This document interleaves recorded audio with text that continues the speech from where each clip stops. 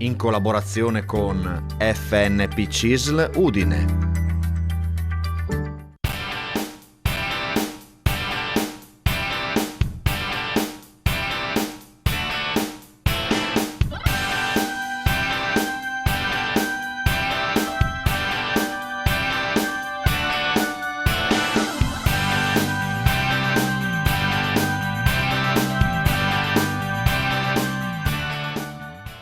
Buon pomeriggio, eccoci al consueto appuntamento con la rubrica Sportello Pensionati. Vediamo subito chi sono gli ospiti di oggi, anzi le ospiti di oggi. Con noi in studio Renata Della Ricca, segretaria AST CISL Udine Bassa Friulana. Buonasera. E Anna Pignatta dell'FNP Cervignano Palmanova. Buon pomeriggio, come Buonasera state? a tutti. Bene, bene. Finalmente in presenza, la settimana scorsa abbiamo avuto collegamenti via Skype. Beh, mi sento molto più a mio agio, vi dico francamente, ad avervi qui, a tenermi compagnia, meno vi ho qui presenti, soprattutto per rispondere alle telefonate, no? Direttamente dei nostri amici telespettatori. Che è diverso, si può rispondere anche da casa, però qui in studio ha tutto un altro sapore.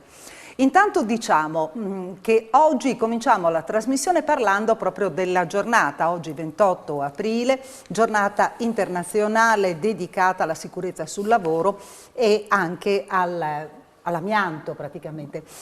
E quindi una giornata in cui fare delle riflessioni, anche se le riflessioni andrebbero fatte in qualsiasi momento dell'anno, non esclusivamente nella giornata in cui ricorre un determinato evento, no? C'è una certa, praticamente c'è una ricorrenza.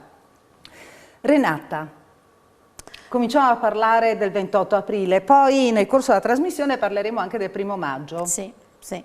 28 aprile è giornata una giornata mondiale, non è solo una festa cioè una ricorrenza che ricordiamo qui in Italia, ma è una giornata mondiale, una giornata che vale doppio perché è sulla sicurezza nei posti di lavoro, ma anche la sicurezza nei posti di lavoro e la prevenzione per le patologie dovute all'amianto, che non è è da ricordare perché è un fenomeno che molti si dimenticano, ma non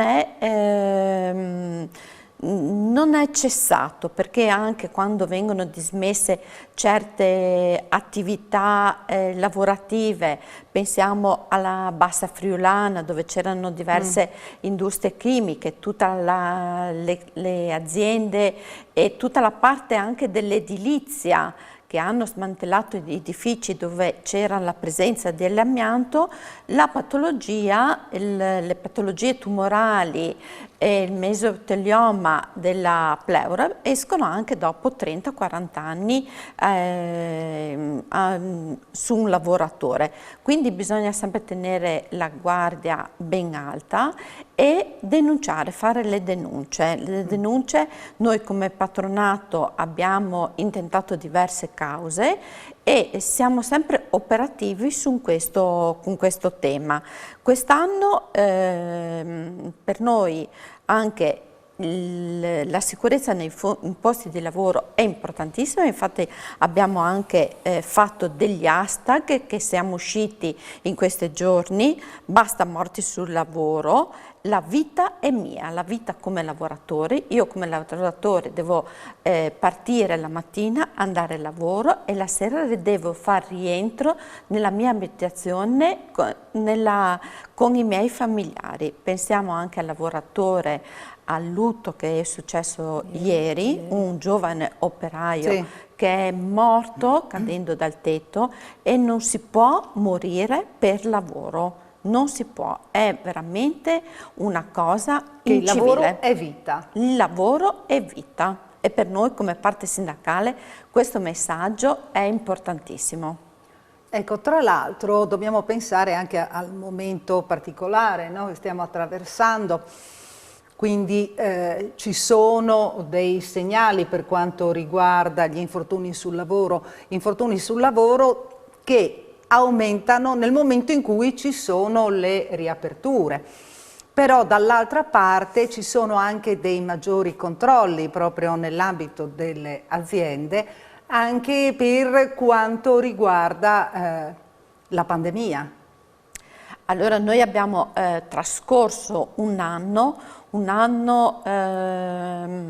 di pandemia, un anno che ha modificato anche le attività lavorative e come parte sindacale, come parti anche sociali, ci siamo impegnati tantissimo con anche le parti datoriali per rendere sicuri tutti i posti di lavoro, perché senza sicurezza e salute non c'è rispetto proprio della dignità della persona nei posti di lavoro. Quindi da marzo dell'anno scorso a quest'anno abbiamo firmato diversi protocolli, diversi DCPM dal livello nazionale. Anche insieme agli altri sindacati, no? Perché insieme alle parti CGIL, sindacali CGIL, CISL, UIL, alle parti datoriali abbiamo firmato dei protocolli per rendere sicuri i posti di lavoro.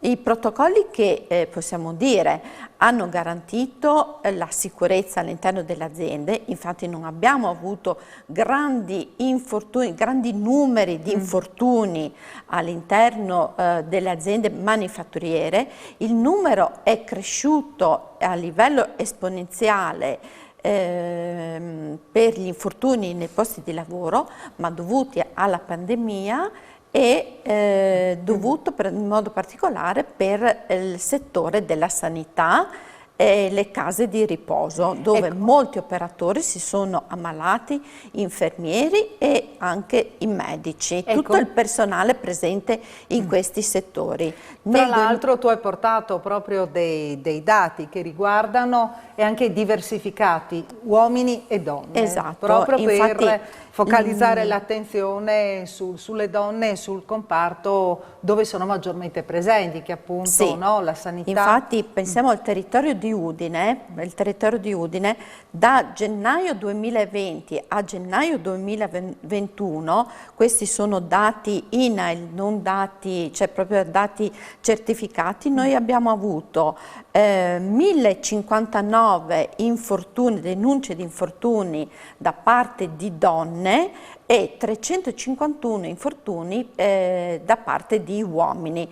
Il perché tutte queste denunce da parte di donne? Perché il settore della sanità, nel settore della sanità, negli ospedali, nelle case di riposo, pensiamo anche alle scuole, agli insegnanti, non dimentichiamoci degli insegnanti e dei professori, sono prevalentemente donne, un personale femminile e quindi c'è questo proprio boom di infortuni.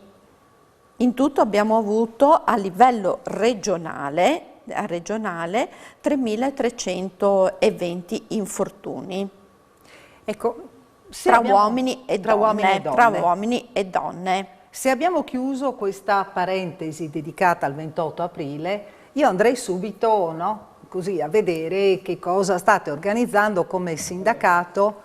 Abbiamo una telefonata? Sì. Sentiamo chi c'è. Posso sentire chi c'è al telefono? Sentiamo adesso e poi parliamo del 1° maggio perché abbiamo una rappresentante dell'FNP di Cervignano. Tra l'altro l'FNP non potrà essere presente quest'anno alla manifestazione. Lavoratori, perché sono loro in prima linea. Ne parliamo fra un attimo. Sentiamo chi c'è in linea adesso. Pronto? Buonasera, con chi parliamo? Buonasera, signora. Sono Giovanni di Pordenone. Una volta voi mi avete salvato. Cioè il patronato, il sindacato? Voi dello sportello, con un consiglio che mi avete dato. Ah bene, mi fa molto piacere che i nostri, che i nostri esperti siano riusciti a sistemare le sue questioni. Sì, perché a fianco a lei c'è la signora che mi ha risposto dalla parte sinistra. La signora Anna? La signora Anna o la signora Renata? L'altra, la signora Renata. La signora Renata. Ad ogni modo, a me non è che siete tutti bravi. Senta. Prego. Senta, se posso parlare chiaro? In Prego. caso interrompetemi se non mi capite. Va bene. Io ho un ISEE, cioè all'inizio, partendo da zero, ho una pensione di 651. al mese. Che pensione è secondo voi? Pensione sociale. Pensione sociale, Renata? Penso di sì, la pensione è la pensione minima. Minima. Che lavoro faceva lei? Lei Lavoravo per l'artigiano. conto mio, ma Autonomo. non sono andati su tutti i contributi. me Ma lo ricordo. non è quello il mio problema. Secondo voi ho un ISEE 9300.1. Mi hanno tolto il reddito di cittadinanza. La Sono pensione. andato alla la CAF, per €1 non mi danno più il reddito di cittadinanza. Perché lei supera la soglia per €1? Secondo voi è giusto? Ci sono i parametri che mettono, quindi chiaramente superando di €1 succede anche questo, purtroppo. Lei ha una pensione minima perché era un lavoratore autonomo, quindi ha pagato i contributi minimi. In questo momento con il reddito di cittadinanza ci sono dei parametri da mettere. Se lei anche per €1 purtroppo dispiace, non ha diritto ad avere il reddito di cittadinanza, è questo. La ringrazio. Purtroppo è così. Una cosa, se mi potete dare un consiglio. Quelli della CAF mi hanno detto che a metà anno posso rifare l'ISEE aggiornato. Sì, l'ISEE Influisce corrente. qualcosa? Sì, può fare di nuovo a metà anno, magari verso giugno, fine giugno, fine luglio, può fare un ISEE corrente, vedere se è modificato, se lei ha un conto in banca, se ha più risparmi o meno, cioè sono aumentati o diminuiti i risparmi. Se si modifica qualcosa e riusciamo a togliere quell'euro di differenza, no? Lei può fare di nuovo la domanda per il reddito. Per quello gli hanno detto di rifare l'ISEE, si chiama l'ISEE corrente.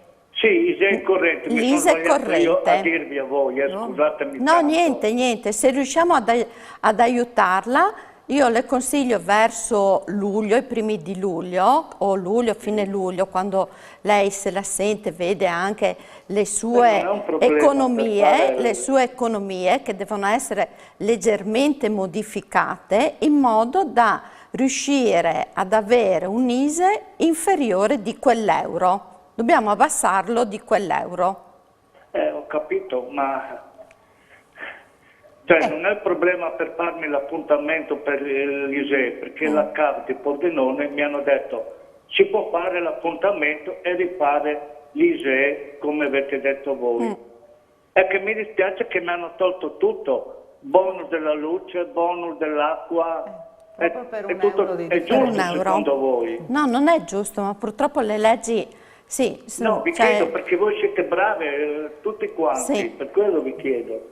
Guardi, io l'unico consiglio che gli posso dare è a luglio rifacciamo l'ISEE corrente in modo che vediamo se si riesce a modificarlo in modo che lei rientra poi nel circuito dove ha diritto al reddito, la pensione del reddito, e può anche richiedere i bonus per l'energia e il bonus per se è in affitto, avere degli sgravi. No, non sono in affitto Ecco. per adesso. Perché Bene. sto aspettando la casa popolare. E appunto per quello, perché sa, l'ISEE è del 2019. Sì. Ecco, e quelli delle case popolari mi hanno detto che il canone di affitto viene modificato ogni anno, annualmente, in base all'ISEE. Sì. Le sembra giusto secondo lei?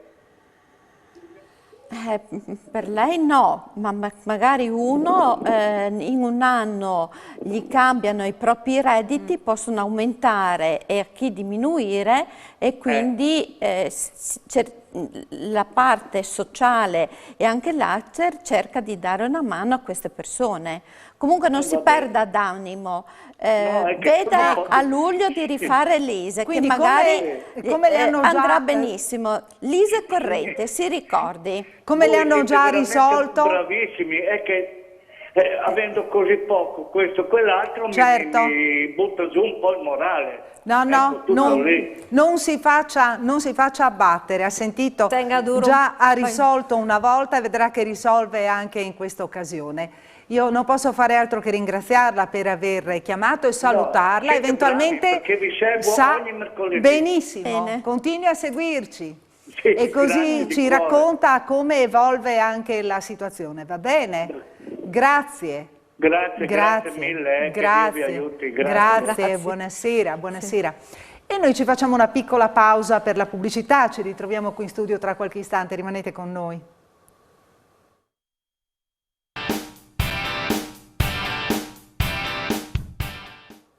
Ed eccoci nuovamente in studio.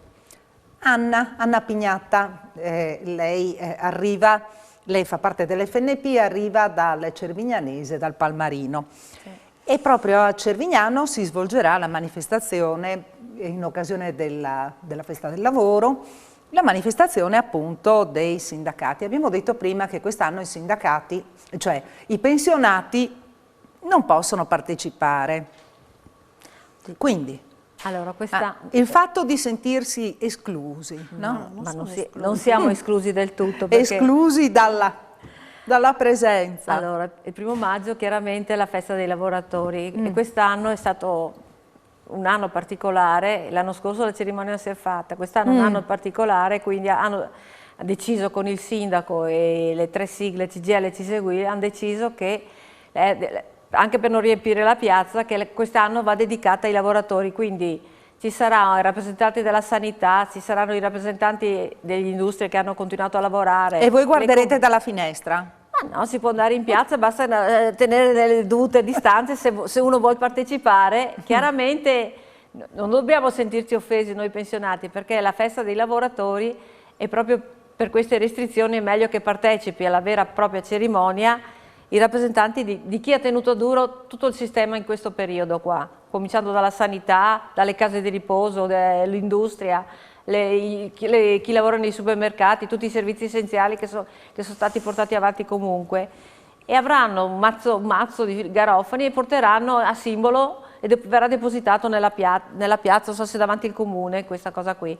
Noi non siamo esclusi, perché la festa del 1° maggio, anzi ci sarà anche il rappresentante degli agricoltori, quindi ci sarà un trattore, perché gli altri anni c'erano i trattori in piazza e quindi era una festa partecipata, specialmente i pensionati che nel lavoro, nelle lotte ci sono state ed eravamo sempre in piazza per questa cosa qua. Quest'anno, dico pure, abbiamo voluto dare visibilità a chi veramente ha tirato avanti la carretta, ha tirato avanti l'Italia in questo anno di pandemia. E quindi se qualcuno vuole partecipare, non facendo assemblamenti in piazza ci può stare, da lontano ci può andare, non è che... Sì, comunque era provocatoria. Era provocatoria, lo so, perché qualcuno me l'ha detto, ma noi non possiamo... Perché veramente la festa del 1° maggio, i pensionati erano numerosi, Infatti. erano numerosi in piazza. Dopo quest'anno dobbiamo stare tranquilli. Anche i pensionati sono lavoratori, perché anche i pensionati sono lavoratori. Sì, visto che sono una che fa il volontariato giù nella Bassa Friulana, sì. Siamo lavoratori, vabbè. Però diamo... Un 1° maggio diverso, anche ecco. quest'anno è un 1° maggio diverso. L'anno scorso è stato un 1° maggio dove è stato veramente simbolico con abbiamo deposto una corona per i caduti nei posti di lavoro qui a Udine. ed è stata anche una piazza nuova, perché a Udine non siamo mai stati presenti come CGIL CISL e UIL, però abbiamo voluto lo stesso ricordare il 1° maggio, perché il 1° maggio per noi CGIL, CISL e UIL è una data importantissima, la festa dei lavoratori, una festa che viene ricordata e festeggiata da anni e va sempre ricordata e festeggiata, e quindi anche quest'anno abbiamo voluto riprendere in mano, ritornare su una piazza storica, come diceva Anna, che è Cervignano. Sarà una manifestazione senza cortei, senza trattori, senza la banda, però ci saremo. Come diceva Anna, una ricorrenza che ci vede con i lavoratori, con 6 lavoratori che copriranno tutti i settori, con un medico, un infermiere, una cassiera, un operaio, gli agricoltori. Ho visto che dei supermercati però il 1° maggio saranno aperti.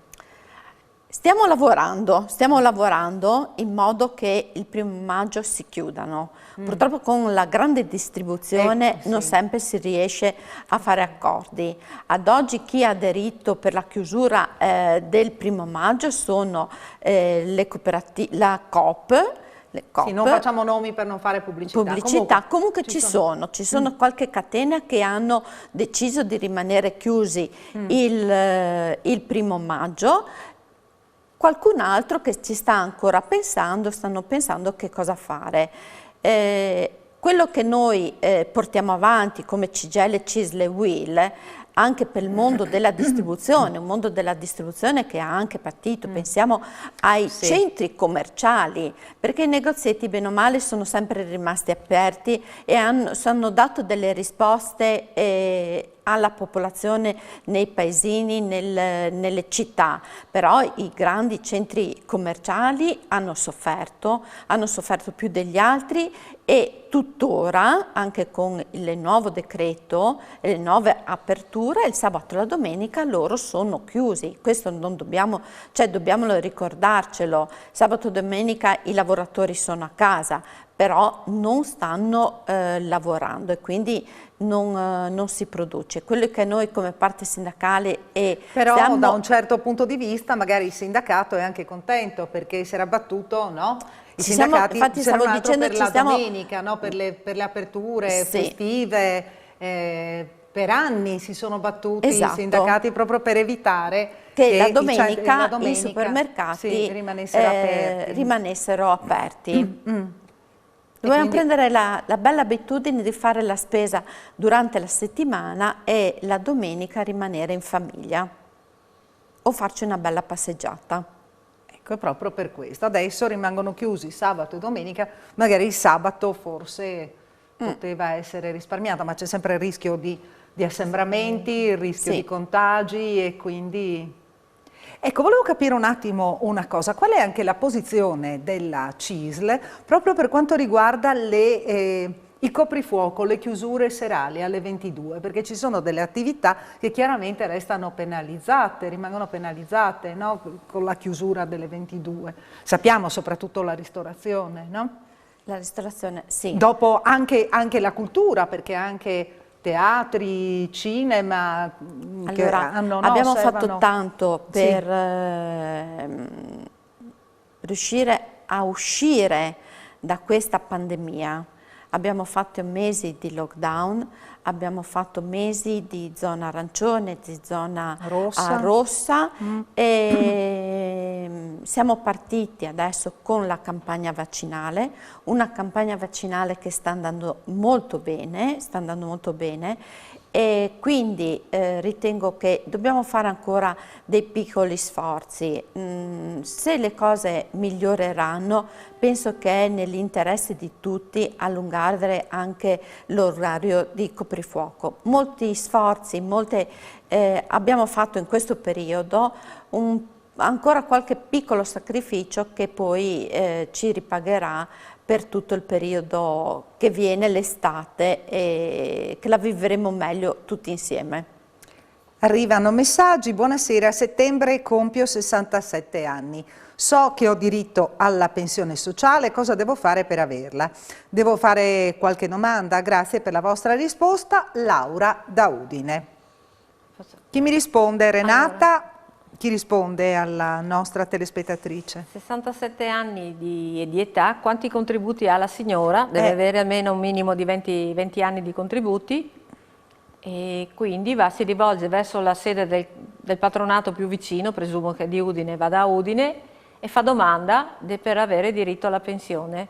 Questo la può fare già da adesso, perché comunque, fra parentesi, dentro al patronato, chiedendo appuntamento, gli faranno anche un conteggio, verrà anche più o meno, vedranno come sono a posto i contributi, quanto avrà diritto, e quindi telefonando al nostro patronato di Udine prende appuntamento e quindi poi fa domanda, che è partire da quando lei compirà i 67 anni in pratica. Quindi? Sì, appuntamento a Udine. Udine, perché mi ha detto che è di Udine, sì, quindi... Ecco, volevo capire anche in questo periodo, poi ritorniamo anche con Renata a parlare del 1° maggio, in questo periodo le richieste maggiormente pressanti, soprattutto nel Cervignanese e nel Palmarino, Anna? In questo momento, questo mese abbiamo lavorato tantissimo con il reddito di emergenza, quindi che è stato prolungato, anzi scadeva il 30, è stato prolungato per tutto il mese di maggio.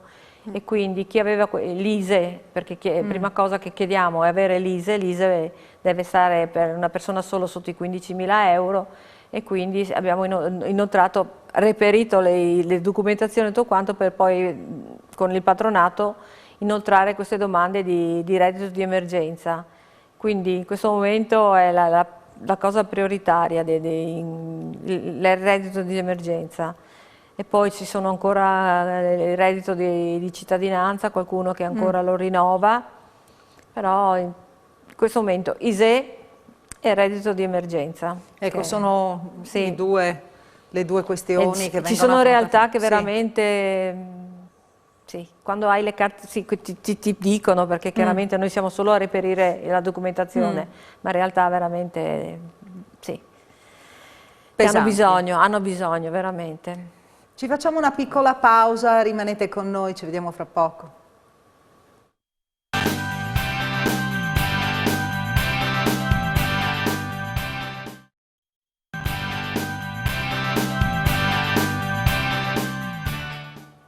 Eccoci nuovamente in studio, 1° maggio, festa dei lavoratori, la pandemia si cura con il lavoro.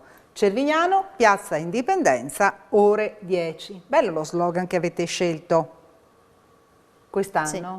La pandemia si cura con il lavoro. Esatto, perché il lavoro ci aiuta anche a uscire da questa crisi. Allora, vediamo i messaggi. Sono andata in pensione in agosto 2020 con una cifra.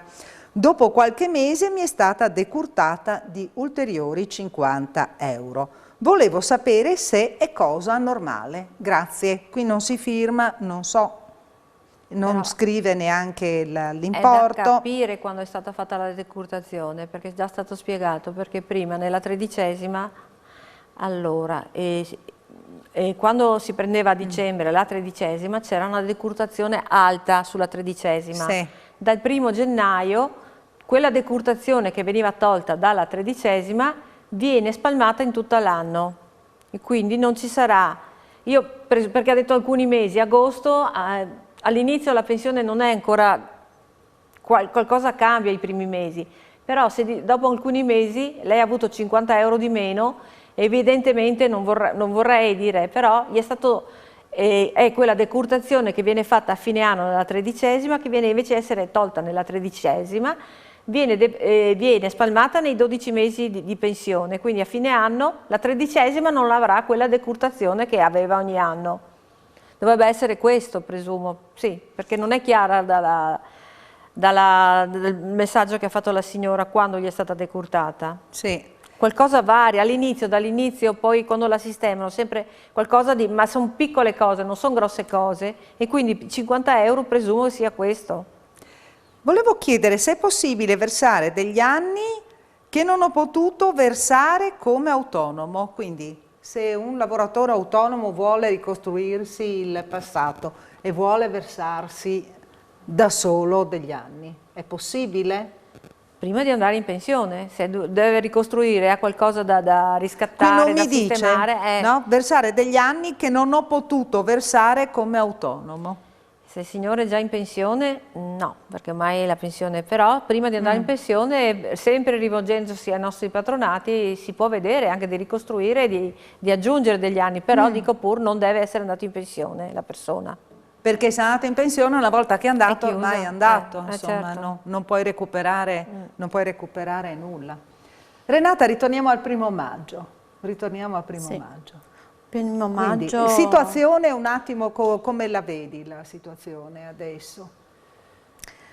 In questo momento noi... C'è preoccupazione, chiaramente finisce allora, la cassa integrazione. C'è verrà preoccupazione non verrà per il mondo del riproposta. lavoro.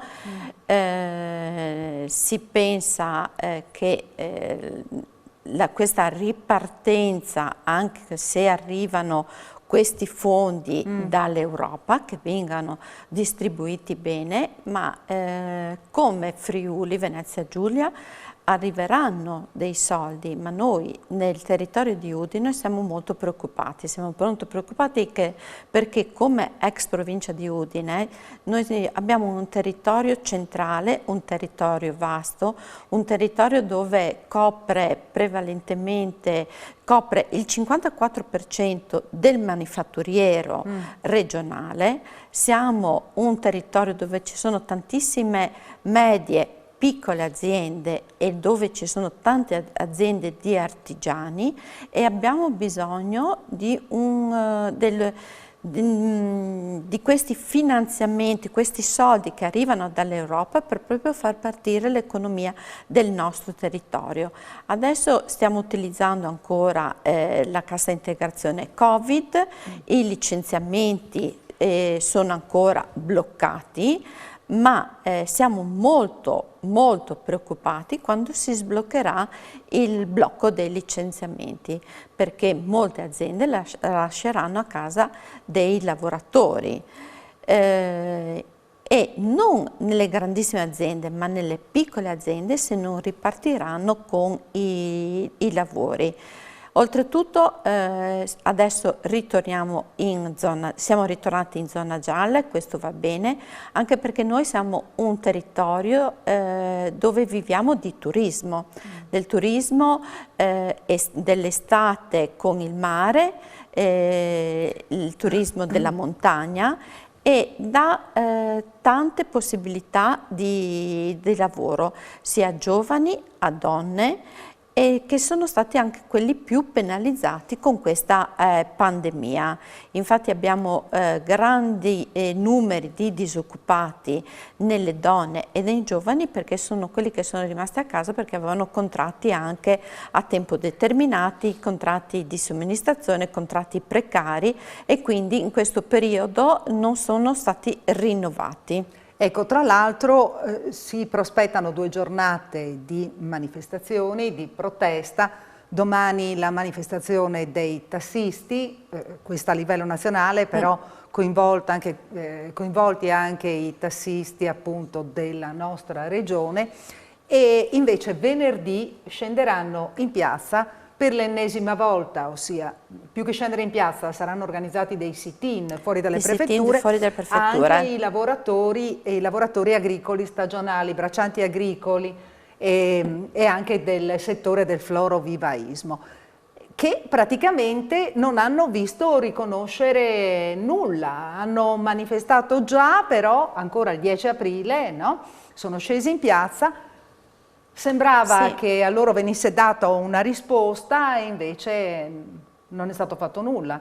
Loro sono stati i dimenticati, no? Loro sono tra le categorie che sono state dimenticate.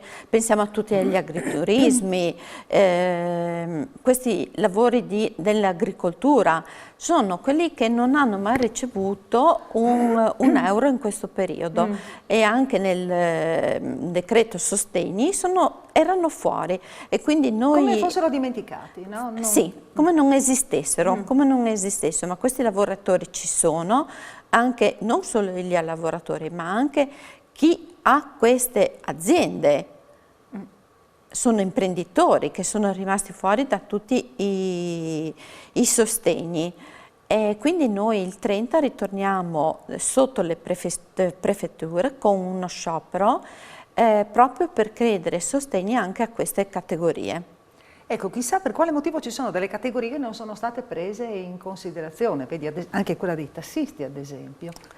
Perché anche qui in regione ce ne sono 370 di aziende. Sì, perché come abbiamo detto più volte, no, attorno al tavolo ci devono essere tutte le organizzazioni sindacali, CGIL, CISL, UIL, le organizzazioni datoriali e la politica, perché ci sono più teste e quando la politica ragiona da sola, molte volte dimentica dei settori come in questi casi. Purtroppo siamo giunti al termine della nostra trasmissione. Messaggi dalla Bassa Friulana, dal Cervignanese, Palmarino e poi chiudiamo, veloci. Allora, la festa dei lavoratori c'è quest'anno e se non siamo in piazza noi pensionati facciamo questo sacrificio, andremo il prossimo anno. Lasciamo a chi veramente ha portato avanti l'Italia, chi ha fatto i sacrifici. Quindi... Chi ha fatto dei sacrifici nell'ultimo periodo, perché gli anziani non li hanno fatti, i pensionati non li hanno fatti. No, li abbiamo fatti, anzi abbiamo tenuto lo sportello aperto sempre, ecco, questo sì lo volevo dire, comunque il volontariato c'è sempre stato, di aiuto penso alle categorie e cose, quindi sì, l'aiuto c'è stato. Quindi ricordiamo l'appuntamento domenica alle 10, il primo maggio, sabato 1° maggio, cade di sabato appunto il 1° maggio, ore 10 in piazza a Cervignano. Grazie Anna Pignatta dell'FNP CISL. Distanziati con le mascherine. Sì. Ecco, l'importante, distanziati e mascherine. Grazie a Renata Della Rica, segretaria dell'AST CISL Udine Bassa Friulana. Grazie per averci seguito. Noi con Sportello Pensionati ci vediamo mercoledì prossimo, sempre in diretta alle 18:15. Arrivederci alla prossima settimana. Buonasera.